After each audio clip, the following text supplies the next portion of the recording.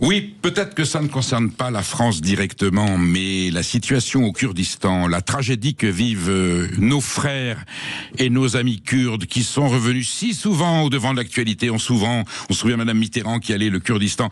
Les Kurdes, c'est ce peuple, cette nation qui est à cheval sur l'Iran, la Syrie et la Turquie, qui s'est héroïquement battu avec les valeurs occidentales, avec les alliés au moment de la guerre d'Irak pour combattre Daesh. C'est grâce à eux que la guerre a pu être remportée contre l'État islamique, et aujourd'hui on les abandonne.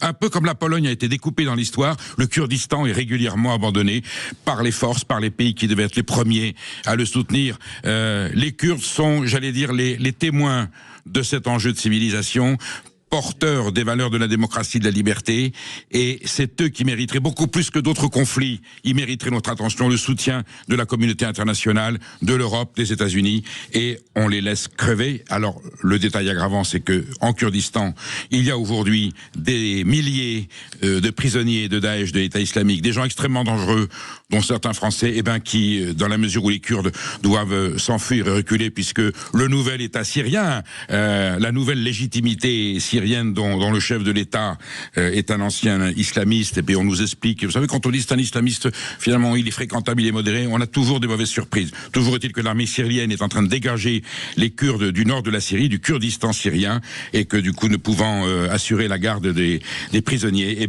on va remettre en liberté des milliers d'assassins et de criminels et de terroristes potentiels. Je vais pas dire dans une insouciance parce qu'on en parle, mais enfin, pas plus que ça, quoi. C'est tout simplement aberrant et hallucinant. Donc, coup de gueule sur Sud Radio.